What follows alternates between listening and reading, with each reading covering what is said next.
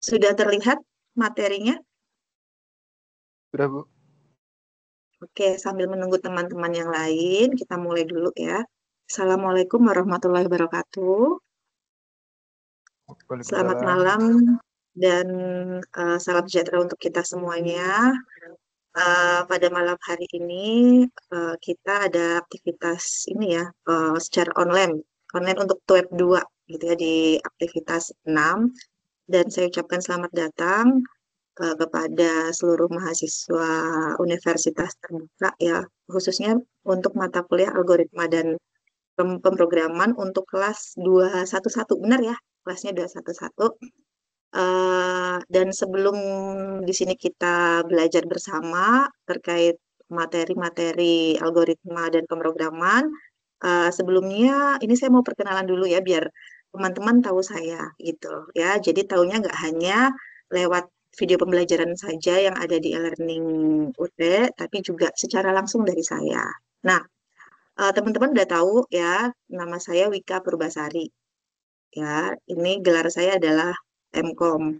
Ya, Eh, saya asli Jawa Tengah. Ya, saya tinggal di Purbalingga.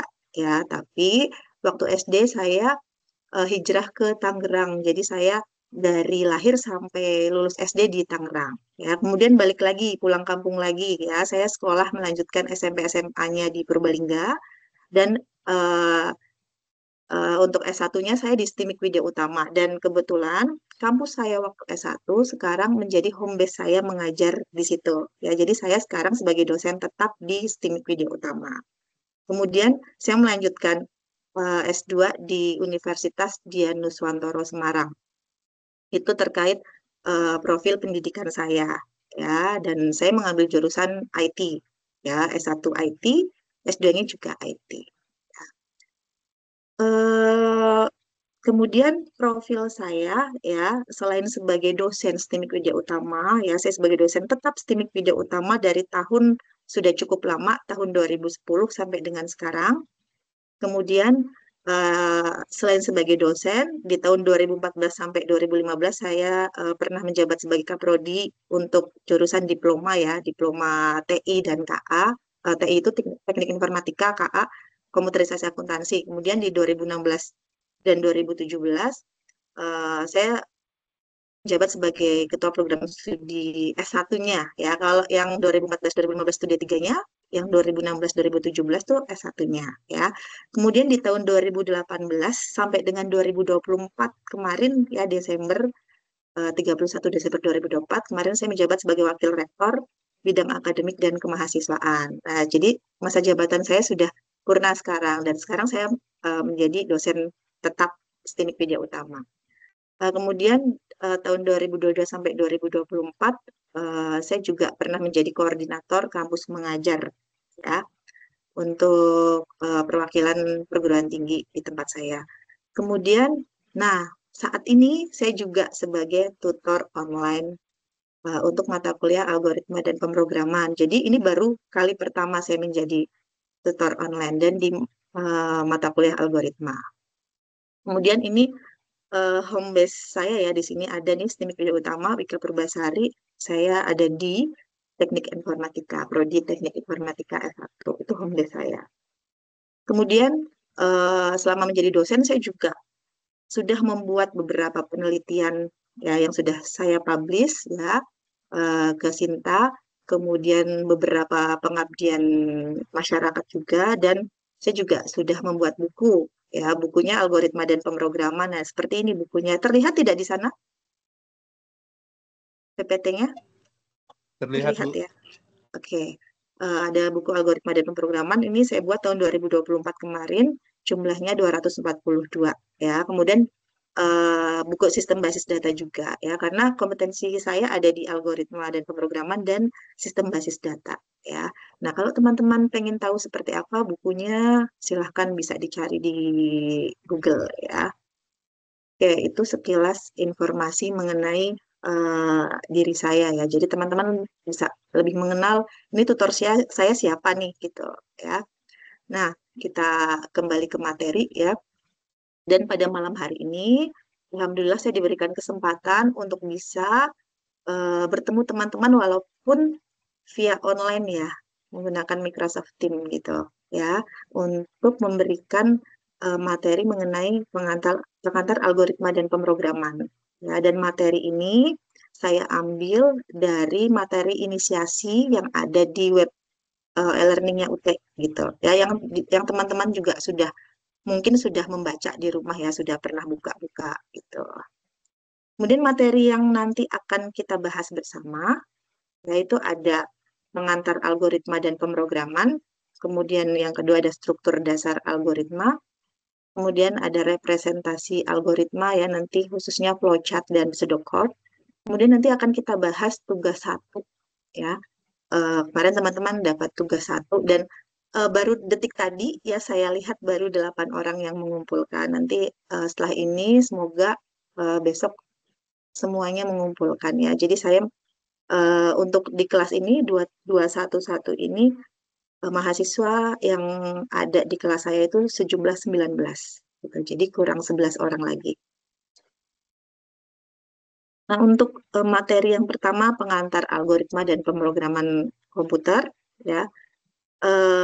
Teman-teman kan di sini mengikuti mata kuliah algoritma dan pemrograman. Jadi harus tahu dulu apa itu algoritma gitu ya. Kalau tidak kenal maka tak sayang. Nah, sekarang harus ini dulu harus mengenali saya tuh mau belajar apa gitu ya. Nah, di sini teman-teman belajar algoritma. Apa itu algoritma? Algoritma itu merupakan upaya ya dengan urutan operasi yang disusun secara logis ya dan sistematis atau terstruktur ya untuk menyelesaikan suatu permasalahan dalam menghasilkan suatu output tertentu. Itu pengertian dari algoritma. Kemudian contohnya bagaimana gitu ya algoritma itu contohnya seperti apa? Nah ini eh, saya mengambil materi dari web ini ya materi inisiasi dari web e-learning juga nih ya. Contoh sederhananya, misal seandainya Anda ingin pergi ke Bogor, ya apa sih yang harus Anda lakukan? Ya, langkah-langkah seperti apa? Proses seperti apa yang harus Anda lakukan? Ya, langkahnya bagaimana? Nah, langkah-langkah tersebut itulah yang dinamai dengan algoritma, gitu ya. Algoritma pergi ke Bogor itu seperti apa? Nah, tentunya yang pertama kali ketika Anda ingin pergi, ya pergi ke Bogor, itu tentunya Anda akan menentukan mode transportasi. Jadi alat transportasi apa yang akan saya gunakan? Apakah kereta? Apakah naik taksi? Apakah naik angkot? Misal seperti itu. Ya, itu yang pertama harus difikirkan. Ya, langkah pertama. Kemudian setelah langkah pertama ya, oh saya menentukan naik kereta. Nah, itu nanti difikirkan lagi ya, mau berangkat di hari apa, naik kereta di jam berapa, gitu ya. Kemudian langkah berikutnya adalah kalau sudah ditentukan kendaraannya, maka disiapkan kebutuhannya. Kebutuhan yang akan dibawa ke Bogor. Gitu. Misal yang dibutuhkan adalah pakaian, jelas. Pakaiannya pun harus difikirkan membawa pakaian berapa. Nah, difikirkan lagi mau di Bogornya itu berapa hari. Seperti itu. Ya, kalau 1 hari berarti harus membawa pakaian berapa. Kalau lebih dari 1 hari harus membawa berapa. Gitu. Kemudian apalagi itu disiapkan dokumen, surat-surat penting gitu ya dan lain sebagainya. Gitu ya. Jadi menyiapkan kebutuhan. Kemudian eh, yang ketiga apalagi setelah itu ya, setelah itu adalah pergi ke tempat keberangkatan. Nah, misalnya kalau ditentukan saya mau naik kereta, berarti pergi ke tempat keberangkatan. Ya di mana di stasiun gitu. Misal ya.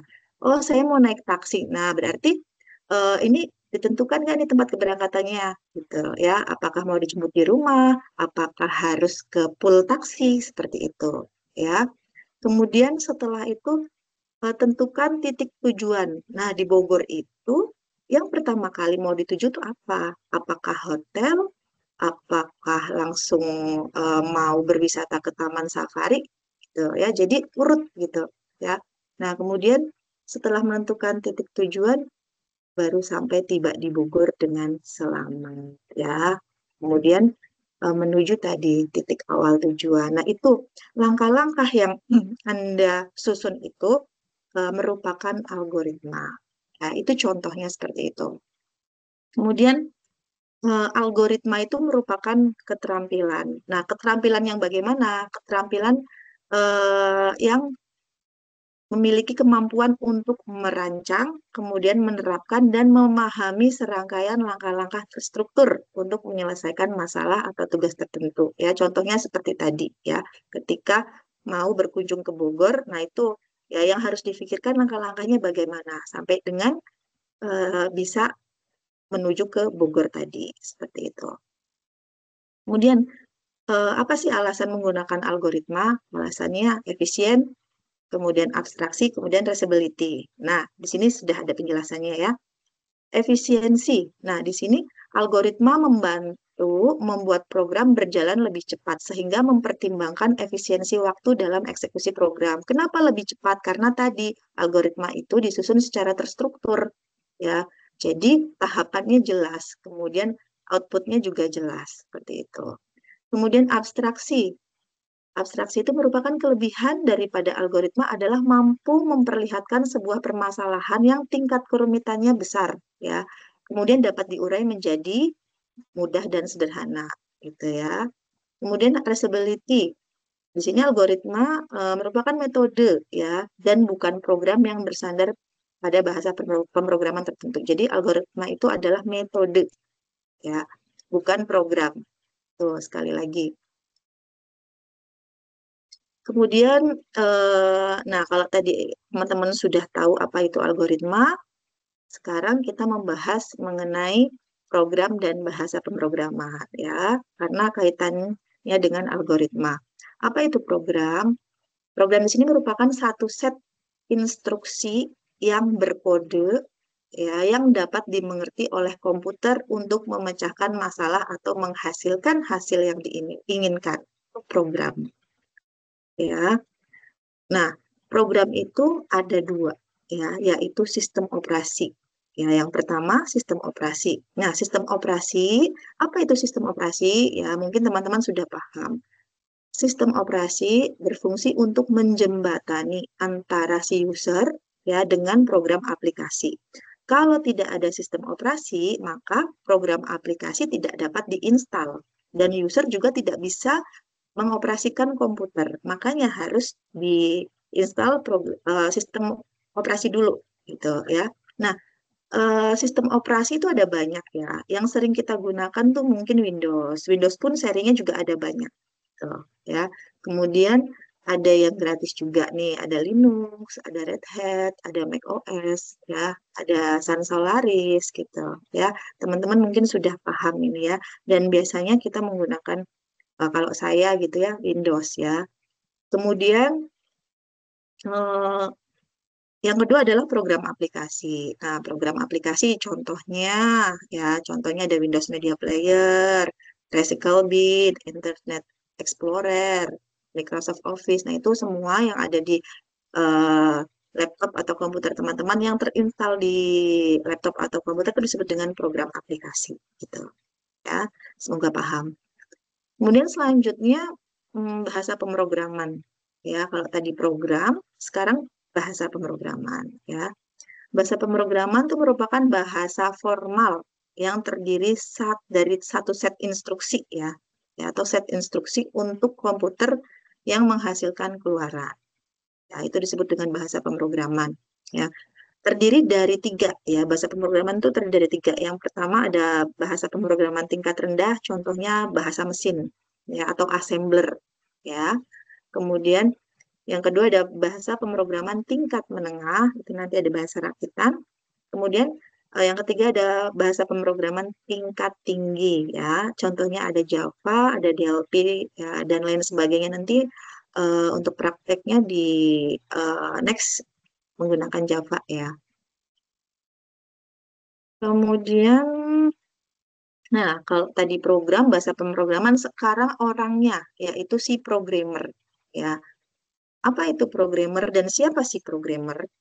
Ya, programmer itu adalah orang yang secara profesional bertanggung jawab atas perangkat lunak atau pembuat aplikasi. Jadi orang yang membuat aplikasi itu disebut dengan programmer ya, yang membuat Gojek, Grab gitu misalnya ya, Itu sebutannya adalah programmer. Kemudian si programmer ya dalam membuat program ya atau dalam penyelesaian masalah dengan program. Nah, yang pertama yang dia lakukan tuh ngapain? Yang pertama menganalisa masalah dulu ya. Setelah masalahnya udah ketemu, dianalisa ya, kemudian membuat algoritmanya ya, membuat tahapan algoritmanya. Ya. Nah, setelah dibuat ya sudah jadi nih algoritmanya, kemudian yang kedua ya, yang kedua adalah mentransformasikan dari tadi tahapan algoritma yang tadi itu kemana? Ke dalam bentuk program ya. Nah, kemudian setelah program jadi, ya, kemudian tahapan yang ketiga mengeksekusi program. Jadi nggak nih programnya, ya, kemudian dieksekusi dan diuji programnya, ya, programnya bisa di running nggak, gitu, bisa berfungsi tidak, maka harus diuji. Nah, kalau jadi berarti program aplikasi yang dibuat sukses atau berhasil. Itu cara programmer menyelesaikan permasalahan dengan program. Itu untuk materi yang sama ya. Kemudian untuk materi yang kedua ada struktur dasar algoritma ya. Struktur dasar algoritma itu ada yang pertama itu ada algoritma sekensial ya. Jadi algoritma sekensial itu ketika mengerjakan instruksi itu dikerjakan secara berurutan ya, tidak boleh dilompati. Jadi harus urut ya, step by step, tidak ada langkah yang dilompati gitu ya. Kemudian contohnya nih ya, sebuah algoritma terdapat misal ada 20 langkah, maka semua langkah itu dikerjakan berurutan ya. Dari nomor 1, 2, 3, 4, 5 sampai dengan 20 gitu ya. Tidak boleh dilewati ya, tidak boleh satu terus kelima kemudian balik lagi kedua itu nggak boleh gitu. Jadi harus sequential, harus secara urut. Nah, di sini berikut ada penjelasan atau contoh ya, contoh algoritma sequential uh, dalam bentuk flowchart. Nah, ini yang ada simbol-simbolnya seperti ini namanya flowchart ya. Kemarin teman-teman juga sudah membuatnya. Kemudian yang sebelah kanannya ini ya, ini disebut dengan pseudocode ya. Kita lihat ya, di sini ada start, kemudian A A sama dengan 529 gitu ya. Yang pertama start mulai, yang kedua A sama dengan 529. Yang ketiga B sama dengan 256 ya. Kemudian yang keempat hitung. Hitung yang dihitung apa? Hitung ya. Hitung jumlah dari mana? Dari A plus B ya.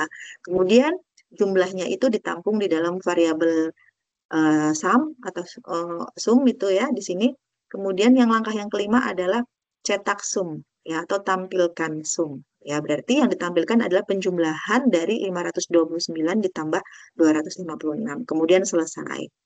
Nah, dari flowchart dan pseudocode di sini ya semuanya dilakukan secara urut ya, tidak ada satu langkah pun yang dilompati gitu ya. 1 sampai 6 dikerjakan secara urut.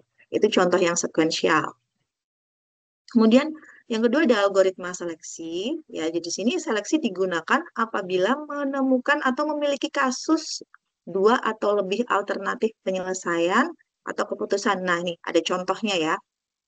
Contohnya nih di sini ya, dilihat flowchart-nya sama dilihat ini pseudocode-nya. Nah, di sini yang pertama dilakukan mulai ya. Setelah mulai input usia ya, masukkan usia, input usia. Nah, kemudian langkah yang ketiga nih, yang ketiga ini bentuk belah ketupat nih. Jika if usia lebih dari 17, then ya yang dicetak adalah Anda boleh menonton. Itu kemudian selesai ya, Anda boleh menonton. Nah, kemudian selain itu, nah kalau kalau kalau dia usianya itu bukan 17, nah, kebetulan usianya kurang dari 17, entah usianya 1 atau sampai dengan 16, maka langkah 3 ini tidak dikerjakan. Ya, gitu. Ya, yang dikerjakan mana? Yang dikerjakan adalah langkah yang keempat. Berarti dia tidak boleh menonton gitu ya. Berarti ada langkah yang ini ya, yang dilompati, yaitu langkah nomor 3 jika usia yang menonton adalah, yang diinput itu adalah 1 sampai 16 ya. Sorry, 1 sampai 17 ya, karena di sini lebih dari 17 nih. Ya, berarti kalau usianya tadi 1 sampai 17, maka dia tidak boleh menonton, kemudian selesai. Berarti di sini ada langkah algoritma yang dilompati atau tidak dikerjakannya itu nomor 3. Itu. Sebaliknya, jika usianya lebih dari 17, maka boleh menonton. Maka dari itu ada langkah nomor 4 yang tidak dikerjakan atau dilompati. Seperti itu. Ya, itu contoh dari seleksi. Gitu. Kemudian selanjutnya adalah algoritma perulangan ya. Jadi banyak hal di dunia ini yang dilakukan secara berulang-ulang. Contohnya mandi tiap hari ya, mandi tiap pagi dan sore, makan tiap hari sehari 3 kali, menjemur pakaian tiap hari, misal gitu ya. Kemudian berangkat sekolah tiap hari, bekerja tiap hari gitu ya. Itu dilakukan untuk apa? Dilakukan untuk ya mencapai tujuan, mandi tiap hari biar wangi, biar bersih gitu ya, makan tiap hari ya biar sehat, biar semangat, menjemur pakaian biar kering gitu ya, bekerja kerja tiap hari biar gajian misal seperti itu ya. Nah, contoh dari perulangan untuk flowchart dan pseudocode-nya seperti ini ya, kita lihat di sini ada flowchart dan ada pseudocode ya. Kita lihat nih, langkah pertama mulai. Ya, kemudian yang kedua, deklarasi variabel. Var itu variabel ya. Di mana variabelnya di sini A ya. A sama dengan 0. Jadi di sini nanti A-nya itu memiliki nilai yaitu 0. Kemudian yang ketiga ya, deklarasi variabel B yaitu 100. Jadi B nilainya 100. Nah, ini dilihat ya. Disamakan sama gambar flowchart-nya. Kemudian langkah yang keempat, A sama dengan A plus 1. Ya. Kemudian langkah yang kelima, jika A lebih besar B, maka 5. Maka lari ke langkah 7. Apa sih langkah 7? Langkah 7 itu selesai. Ya. Nah, di sini ya, nih. Di gambar belah ketupat, di gambar decision nih. Di sini jika A-nya lebih dari B, maka selesai. Berarti ada nomor 6 yang dilompati. Gitu ya, di sini ya. Kemudian kemudian jika ketemu A-nya tidak lebih besar dari B, ya berarti kondisinya tidak memenuhi syarat. Di sini berarti kan A-nya lebih kecil dari B. Nah, maka dari itu kalau A-nya lebih kecil berarti baca nih nomor 6. Else. Selain itu 6.1. 6.1 tuh cetak A ya. Di sini lari ke sini cetak A ya. Kemudian ke 6.2 langkah 4 tuh mana? Nah, ini ya ada garis di flowchart nih.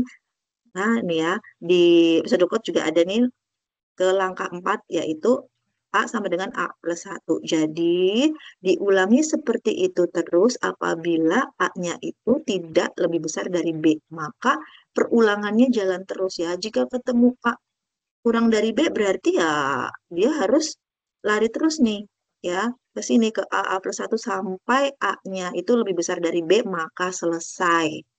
Itu namanya perulangan. Sampai ketemu A lebih besar dari B maka baru ini ya instruksinya selesai. Tapi kalau nggak ketemu A lebih besar dari B ya udah ini ya berulang terus di sini nih. Itu contoh dari perulangan. Ya itu. Kemudian materi selanjutnya adalah representasi algoritma ya, ada flowchart sama pseudocode. Tadi kalian sudah tahu contohnya ya sebelum-sebelumnya itu. Nah, apa itu flowchart? Flowchart itu merupakan jenis diagram ya, baik grafis ataupun simbolik yang mewakili suatu algoritma atau proses tertentu.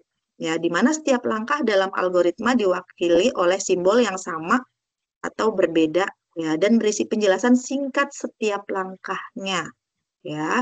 Jadi simbol-simbol yang ada di flowchart tadi itu punya makna sendiri-sendiri dan tidak boleh asal-asalan gitu ya.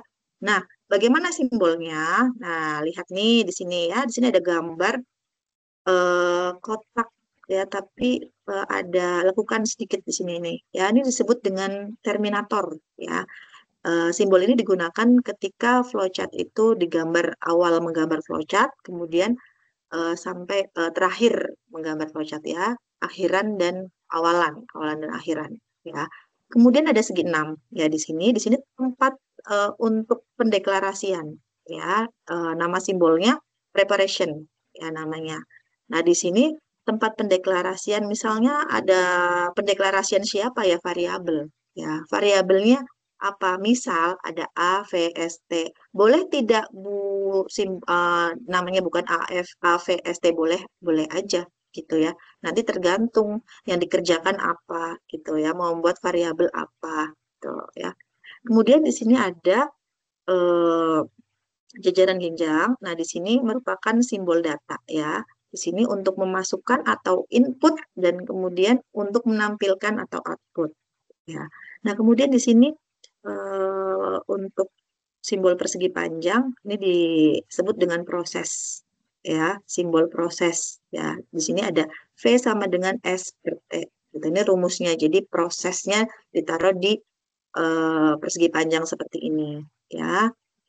Kemudian nah ini ya belah ketupat. Belah ketupat ini merupakan simbol decision ya. Fungsinya untuk memutuskan dari kemungkinan yang ada ya.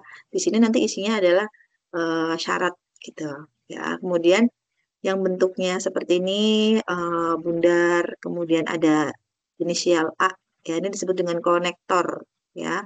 Kemudian fungsinya untuk menyambung aliran flowchart yang terputus karena halaman kerja tidak muat dan harus pindah ke halaman kerja berikutnya. Jadi kalau flowchartnya itu dibuat dalam satu kertas itu nggak cukup, ya berarti kan bersambung nih ke halaman kedua gitu.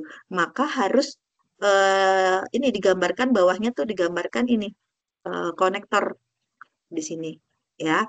Jadi bukan akhiran gitu ya, tapi digambarkan konektor seperti ini agar tahu gitu bahwa flowchart tersebut itu bersambung di halaman berikutnya gitu ya, belum berakhir.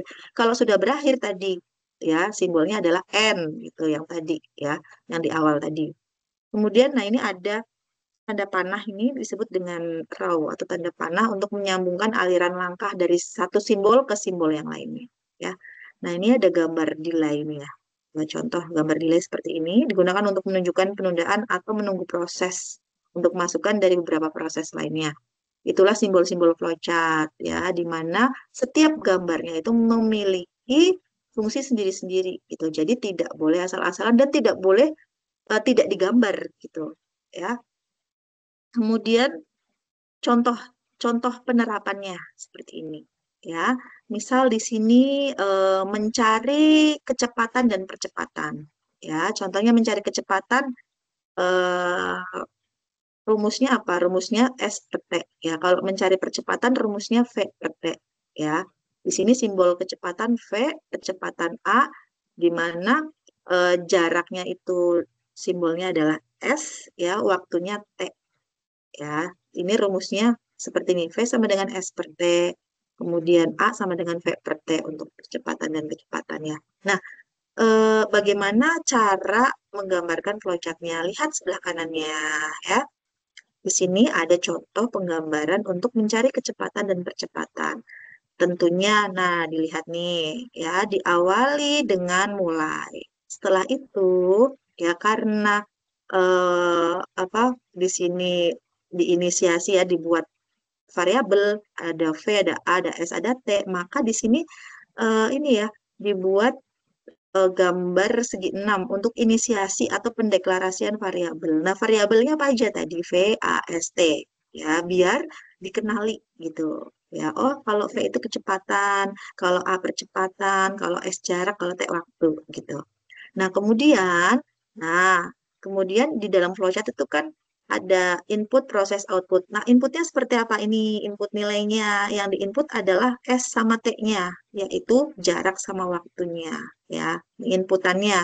Ya, setelah dideklarasikan, kemudian diinput nilainya, kemudian prosesnya. Ya, setelah diketahui inputannya, kemudian diprosesnya. Nah, prosesnya apa? Proses hitung kecepatan, yaitu V sama dengan S per T. Ya, kemudian hitung kalau tadi kecepatan yang satu lagi nih hitung percepatan ya. di mana rumusnya sama dengan A V per T. Ya, ini prosesnya. Nah, setelah diproses, kemudian outputnya seperti apa? Outputnya ini, tampilkan nilai-nilai apa? Nilai kecepatan. Nah, nilai kecepatan itu apa? Variabelnya apa? V. Ya, kemudian tampilkan nilai-nilai percepatan. Nah, nilai percepatan yaitu variabelnya A gitu ya. Kemudian selesai. Nah, ini contohnya ya. Jadi harus digambarkan dengan jelas seperti ini. Nah, kemudian apa sih kaidah atau pedoman dalam membuat flowchart yang baik gitu ya. Kemarin saya lihat tugasnya ada yang menggambarkan garis doang, nggak garis aja gitu ya, nggak ada simbol-simbolnya gitu. Nah, itu tidak masuk ke dalam kaidah pembuatan flowchart yang baik gitu ya. Nah, yang pertama dalam menggambarkan flowchart yang tepat ya, semua persyaratan yang diperlukan harus dicantumkan dalam urutan logis ya, secara logis. Nah, misalnya mulai ya. Kalau lihat nih contoh yang salah, habis mulai kemudian proses lah. Inputnya mana gitu. Ya, inputnya mana kok tahu-tahu sudah proses gitu. Berarti salah. Yang namanya flowchart pasti ada input, ada proses, ada output gitu. Yang benar seperti ini, lihat di sebelah kanannya ya. Kalau memang perlu dideklarasikan pakai simbol deklarasi gitu ya. Kemudian input, kemudian proses, kemudian outputnya. Tuh. Jadi urut logis ya. Enggak nggak lari ke nggak lari ke langkah yang tidak urut gitu. Kemudian yang kedua, diagram alur harus rapi, jelas dan mudah diikuti. Seharusnya tidak ada ruang untuk ambiguitas dalam memahami flowchart gitu ya. Dan ini sangat jelas ya. Yang sebelah kanan sangat jelas, sebelah kiri tidak jelas karena baru mulai udah proses. Kalau sebelah kanan ya mulai, kemudian dideklarasikan, diinisiasi, kemudian input, ya baru proses, kemudian output, kemudian selesai, seperti itu. Itu untuk pembuatan kaidah flowchart yang baik gitu ya. Selanjutnya representasi algoritma yang kedua ya adalah pseudocode ya, pseudocode. Nah, pseudocode itu harus dinyatakan ke dalam kalimat deklaratif. Ya, apa itu kalimat deklaratif? Kalimat deklaratif itu kalimat pernyataan ya, yang yang harus bisa dimengerti oleh seorang programmer gitu ya. Jadi membuat pseudocode-nya itu harus dimengerti oleh seorang programmer, jangan pakai bahasa-bahasa yang nggak dimengerti gitu ya. Kemudian penggunaan bahasanya boleh bahasa Inggris atau bahasa yang lainnya, selagi bisa dimengerti, yang jelas itu dimengerti. Contohnya ya, di sini if ya bisa pakai if, bisa pakai jika. Kemudian untuk hitung bisa pakai bahasa hitung atau count ya, tambah, kemudian untuk tambahkan bisa tambahkan, input, kalikan gitu ya, kurangi boleh pakai bahasa Inggris atau bahasa Indonesia, intinya bahasa yang bisa dimengerti gitu ya kalau pseudocode gitu. Kemudian apa itu pseudocode? Merupakan deskripsi tingkat tinggi ya dan singkat atau ringkas yang ditulis untuk dibaca oleh manusia ya, dan bukan untuk dibaca oleh mesin. Jadi pseudocode itu bukan bahasa pemrograman. Jadi itu adalah deskripsi tingkat tinggi gitu, yang ditulis pakai bahasa Inggris ataupun menggunakan bahasa lainnya, bisa bahasa Indonesia atau bahasa lainnya gitu, asalkan dimengerti oleh manusia gitu ya. Jadi pseudocode itu tidak ditujukan oleh komputer gitu. Nah, nanti dari pseudocode ini baru ditransformasikan ya menjadi bahasa pemrograman gitu, coding-coding yang bisa dimengerti oleh si komputer seperti itu ya. Nah, kemudian kalau teman-teman tadi sudah paham mengenai pseudocode, sekarang bagaimana sih cara menulis ya, dan struktur pseudocode itu seperti apa gitu. Nah, yang pertama teman-teman tuh harus ini ya, harus menyertakan judul dulu ya, judul, nama program, kelas gitu ya. Nah, di sini itu berisi penjelasan tentang algoritma, berisi uraian singkat mengenai masalah yang akan diselesaikan gitu ya. Kemudian deskripsi, yang kedua deskripsi, ada deskripsinya ya. Di sini ada deklarasi ya. Kemudian semua nama yang dipakai meliputi nama tipe data, nama konstanta, nama peubah, nama prosedur, dan nama fungsi. kemudian baru implementasinya, ya, yang berisi serangkaian aksi atau langkah algoritma, gitu ya, baru diimplementasi. Contohnya, nah ini contohnya seperti ini, ya. Nah, nih, yang pertama mulai, kedua nih judulnya kelas mencari bilangan, kelas mencari bil ganjil 1 sampai dengan 10 nih judulnya. Ya, setelah judul baru deklarasi, ya. Deklarasinya apa itu deklarasikan tadi ya, tipe data variabel. Oh, variabelnya yang nomor 4 nih, ya. Membuat variabel i dan tipe datanya adalah integer gitu ya. Kemudian inisiasi awal yaitu i-nya itu dimulai dari angka 1 ya. Kemudian dilakukan perulangan ya. Di mana jika i kurang dari 11 berarti kalau i kurang kurang dari 11 berarti kalau i-nya itu dimulai dari angka 1 berarti 1 sampai dengan 10 ya. Nah, kemudian di sini kondisinya jika I tidak habis dibagi 2 maka cetak I. Kemudian I sama dengan I plus 1 gitu ya sampai dengan selesai. Jadi urutannya episode kode itu jelas. Ada judul, ada deklarasi ya, kemudian ada implementasi ya, seperti itu. Nah, ini sudah materinya sudah sampai episode code ya. Eh, yang selanjutnya adalah kita membahas mengenai tugas ya. Dari 19 mahasiswa kelas 211 untuk algoritma dan pemrograman yang baru mengerjakan itu baru 8 ya. Dan waktunya kalau nggak salah ya, kalau saya nggak salah lihat tuh di sistem sampai dengan hari Senin. Nah, harapannya bagi yang belum mengerjakan atau yang ingin memperbaiki nilai ya, setelah kita membahas tugas ini nanti bisa dikejar gitu ya. Jadi teman-teman paham dan bisa mengerjakan masih ada Sabtu malam, kemudian Minggu pagi sampai malam gitu ya. Nah, Senin terakhir gitu. Untuk tugas pertama itu kemarin hmm, saya lihat ya, saya koreksi sudah beberapa yang mengikuti kaidah ya. Jadi bagus sesuai gitu ya. Kemudian nilainya juga bagus ya. Kemudian untuk algoritma, nah ini untuk flowchart, mohon maaf. Untuk flowchart itu masih ada yang digambarkan tidak dengan simbol. Itu makanya nilainya kemarin ini ya tidak maksimal gitu. Harapan saya nilainya 100 seperti itu ya. Tapi nanti bisa diperbaiki ya setelah ini kalau masih ada waktu gitu ya. Saya juga jadi punya waktu buat ngoreksi lagi gitu. Nah, kita bahas untuk yang nomor 2 ya. Nah, di soal nomor 2 ini saya tampilkan soalnya. Buatlah algoritma dalam bentuk flowchart dan pseudocode ya. Dengan kasus sebagai berikut. Pada sebuah perusahaan ada 3 golongan karyawan ya. Nah, golongan apa sih yang dimaksud ya? Golongan gaji tentunya ya. Ada golongan A, B, dan C, di mana A-nya 5 juta ya. Golongan B itu 6,5 juta dan C golongan gaji C adalah 9,5 juta gitu. Nah, di sini itu tidak hanya golongan saja ya, tapi ada jam lemburnya gitu. Ya, di mana setiap jam lembur itu dibayar ya, per jamnya itu dibayar dan prosentase pembayarannya itu diambil dari gaji pokok ya, dimana kalau 1 jam itu ditambah dengan 30% dari gaji pokok ya.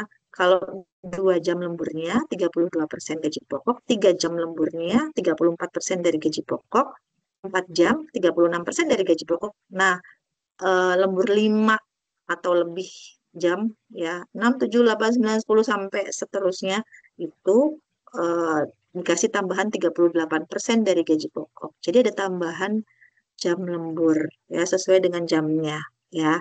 Nah, outputnya apa tadi ya? Kalau inputannya itu tadi ini ya, inputannya golongan sama jam lembur. Nah, outputnya apa? Outputnya nanti bisa menghasilkan ini ya, totalan gaji bersihnya gitu ya. Penghasilannya itu berapa? Berarti gaji bersihnya yaitu ya ini gaji yang ada di golongan sini ditambah jam lemburnya. Itu di merupakan totalan penghasilan dari gaji bersihnya. Itu tugasnya seperti itu pemahamannya ya.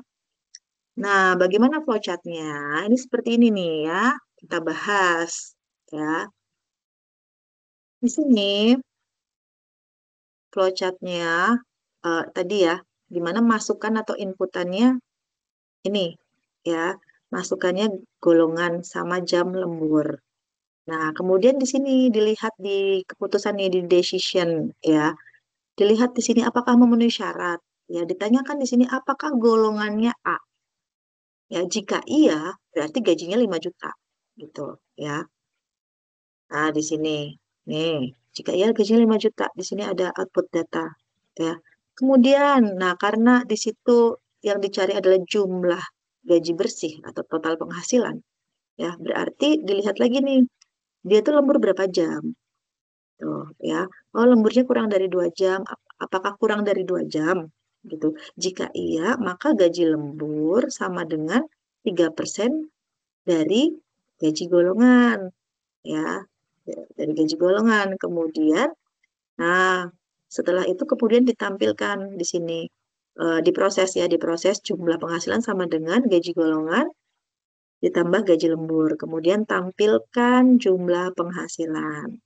Setelah itu selesai, ya. Nah, kemudian jika tidak, ya dilihat lagi nih, misalnya yang di input golongan sama jam lembur, jika tidak memenuhi syarat, apakah dia golongan A? Oh, jika tidak, ke sampingnya lagi.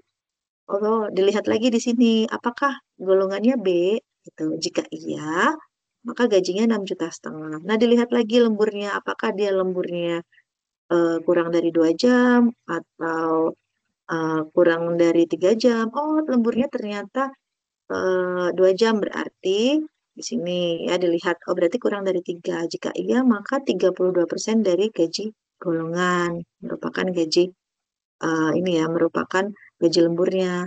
Kemudian lihat nih garisnya ke sini ya. Kemudian diproses berarti jumlah penghasilan bersihnya adalah gaji golongan ditambah gaji lembur. Kemudian tampilkan jumlah penghasilan. Selesai. Nah, ketika di input golongan jam lembur, ternyata dia bukan di golongan A, juga bukan golongan B. Nah, berarti jika tidak, berarti lainnya. Nah, lainnya berarti kan golongan C. Berarti gaji golongannya adalah 9,5 juta gitu ya. Kemudian dilihat lagi di sini lemburnya berapa jam. Misal lemburnya itu 5 jam. Nah, 5 jam berarti di sini nih. Ya, berarti 38%. Kemudian eh, diproses jumlah penghasilan sama dengan gaji golongan ditambah gaji lembur. Kemudian tampilkan penghasilan dan selesai ya. Itu ininya ya. Logikanya seperti itu dan penggambarannya kurang lebihnya seperti ini. Yaitu untuk flowchart di tugas pertama. Ya, kemarin sudah saya lihat ada juga yang bagus menggambarkannya dan dengan video juga ada gitu. Jadi nanti kalau teman-teman mau menggambarkan pakai video boleh gitu. Tapi yang sudah terlanjur ada yang pakai PDF juga saya nilai juga kok gitu ya. Kemudian untuk pseudocode ya, untuk pseudocode di sini. Nah, di situ ada algoritma hitung gaji karyawan ya. Judulnya adalah algoritma hitung gaji karyawan. Nah, kemudian deskripsinya nih ada deklarasi. Apa yang dideklarasikan? Yaitu golongan ya. Kemudian golongannya karakter. Tadi golongannya ada A, B, C. Kemudian jam lembur integer karena angka ya. 1, 2, 3 jam ya. Gaji pokok juga integer. Gaji lembur integer, total gaji integer ya. Kemudian mulai sampai dengan sini terakhir ini tampilkan total gaji ini adalah serangkaian implementasi algoritma ya. Ada tampilkan masukkan golongan karyawan ya. Yang dimasukkan A, B atau C ya. Di sini input golongan. Kemudian tampilkan setelah diinput golongannya, kemudian diminta untuk ini jam lemburnya tuh bagaimana input jam berarti input jam lembur berarti yang diinput adalah golongan dan jam lembur gitu. Nah di sini ada decision nih ya bersyarat di sini jika golongan A maka gaji pokok 5 juta. Selain itu jika golongan B gaji pokoknya 6,5 juta. Selain itu, jika golongan C, gaji pokoknya 9,5 juta. Nah, dilihat lagi ya, jika jam lemburnya satu, maka gaji lemburnya 30% dikali gaji pokok ya. Eh, Jika jam lemburnya 2 jam, maka ini 32% kali gaji pokok dan seterusnya ya sampai dengan sini. Sampai dengan lembur 5 jam atau lebih, berarti 38% dikali gaji pokok. Ya, kemudian selesai ya. Setelah selesai baru dihitung total gajinya berapa. Total gaji adalah gaji pokok atau gaji golongan tadi ditambah gaji lemburnya berapa. Nah, yang ditampung di dalam variabel total gaji. Ya, kemudian nilai yang ada di total gaji ini ditampilkan. Tampilkan total gaji. Ya, itu prosedur code-nya, kurang lebihnya seperti itu. Nah, kemarin juga sudah ada yang mengerjakan dengan baik, gitu, ya. Sampai sini bisa dipahami, Mas, Mbak. Ini saya screenshot dulu ya. Bisa dipahami? Bisa, Bu. Ini saya screenshot dulu ya, mohon izin screenshot untuk bukti. Kira-kira ada yang mau ditanyakan tidak untuk materi itu web pada malam hari ini? Silahkan kalau memang mau bertanya atau mungkin ada yang belum jelas, begitu nanti saya jelaskan kembali.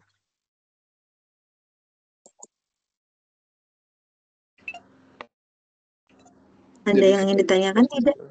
dari saya sudah cukup jelas, Bu. Oh ya, oke. Dari Mas Imam cukup jelas ya. Alhamdulillah kalau memang sudah jelas ya.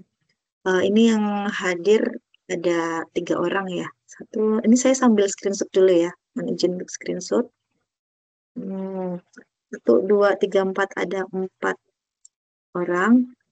Oke. Hmm, saya mau tanya dulu ya sebelum saya akhiri untuk web pada malam hari ini. Ke Mas Imam dulu karena yang dari tadi komunikasi dengan saya kayaknya Mas Imam ya. Mas Imam asalnya dari mana? Saya dari eh Mataram, Bu. NTB. Dari Mataram? Oh, jauh ya. Ya, Oke. Bekerja di mana, Mas? kebetulan ada usaha di rumah. Berarti usaha sambil kuliah gitu ya? Ya, Ya, syukur. Alhamdulillah ya. Kemudian ini Mbak Erva mungkin mendengar suara saya nggak ya? Erva, terus kemudian, oke, Mbak Erva, saya pengen tahu juga ya, pengen mengenal juga gitu. Mbak Erva Genda, dengar suara saya Mbak? Iya, Mbak. Iya, Bu. Dengar, Bu. Oke. Mbak Erva asalnya mana? Saya dari Palembang, Bu. Oh, jauh juga ya Palembang ya. Oke, sekarang kegiatannya apa Mbak? Bekerja di mana? Seperti selain kuliah di UTEP? Kebetulan saya juga punya bisnis di rumah sendiri, Bu. Berarti bisnis ya, bisnis woman ya. Oke, terima kasih ya Mbak Erva Gendah ya. Selanjutnya mungkin ini Mas atau Mbak Ramdhani ya, mohon maaf ya, mungkin bisa dengar suara saya. Mendengarkan, Bu. Oh, oke. Oh, Mas ya ternyata, mohon maaf ya. Mas Ramdhani, asalnya dari mana? Asal dari UPPJ Bandung, kebetulan dari Bandung juga. Selain berkegiatan sebagai mahasiswa, bekerja sebagai karyawan retail di Borma, Oh, Borma atau gitu. Serba. Ya, Berarti sekarang masih sibuk nih di situ ya? Masih kerja ya?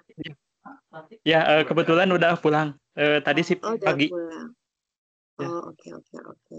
Oke, berarti saya nggak salah ya, saya bikin apa tuh webnya malam-malam memang sengaja biar teman-teman santai gitu ya, nggak lagi di kantor atau nggak lagi sibuk gitu intinya. Mbak Afra, makasih ya Mas Ramdan. Mbak Afra, dengar suara saya tidak ya? Mbak Afra, saya sambil screenshot lagi ya. Mbak Afra, kayaknya Mbak Afra tidak itu ya karena ini simbol mic-nya itu ini simbol mic-nya tidak aktif. Sebentar ya, teman-teman coba. Oke, saya akan stop untuk merekam. Stop recording. Ya, belum stop. Oke, tadi saya sudah kenalan sama Mas Imam, Mbak Erva, dan Mas Ramdhani gitu ya. Dan kebetulan jauh-jauh sekali dari Mataram, kemudian Palembang, dari Bandung, ya. Salam kenal semuanya. Dan untuk materi malam hari ini, semoga teman-teman itu ini ya bisa memahami. Dan kalau ada yang kurang jelas, silahkan bisa ditanyakan ke saya ya langsung ketika tuwet boleh atau di forum diskusi gitu. Dan perlu saya ingatkan bahwa kewajiban teman-teman adalah ini ya, mengerjakan tugas salah satunya. Kalau tidak mengerjakan dapat nilai E. Itu menurut aturan yang saya terima gitu, yang saya pelajari di UT gitu. Jadi mohon untuk dikerjakan, jadi saya bisa memberikan nilai yang maksimal. Nah, setelah teman-teman ini ya mendengarkan atau mengikuti tuet pada malam hari ini, nanti silahkan yang belum mengerjakan silahkan dikerjakan. Nah, yang mau memperbaiki nilai, aduh kok nilaiku 75 ya, pengen pengen dapat 100 silahkan boleh gitu ya. Jadi saya juga ada kegiatan untuk ngoreksi di hari Minggu dan Senin. Saya tuh akan lebih senang banget ya ketika saya sibuk gitu ngoreksi gitu ya. Semakin kalian lebih cepat mengerjakan, kalau ada salah itu bisa memperbaiki nilai. Tapi kalau sudah di injury time ya, teman-teman tuh nggak bisa memperbaiki nilai lagi gitu ya. Intinya seperti itu dikerjakan dan mendapatkan hasil yang memuaskan. Oke. Karena tidak ada pertanyaan dan semuanya paham, insya Allah. Oh iya, iya, lagi error ya Mbak Afra ya. Ya nggak apa-apa Mbak. Ya. Maka untuk materi pada malam hari ini, tuweb pada malam hari ini kita akhiri ya. Terima kasih atas kehadirannya dan nanti kita ketemu lagi insya Allah di tuweb selanjutnya dan harapan saya teman-teman yang lainnya bisa hadir juga gitu ya. Jadi saya bisa mengenal gitu ya, mengenal mahasiswa UT yang jauh-jauh gitu ya. Terima kasih. Selamat beristirahat, selamat malam. Saya akhiri. Wassalamualaikum warahmatullahi wabarakatuh. Waalaikumsalam. Masih. Makasih Bu. Waalaikumsalam warahmatullahi Ya, wabarakatuh. sama-sama. Terima kasih, Bu. Iya.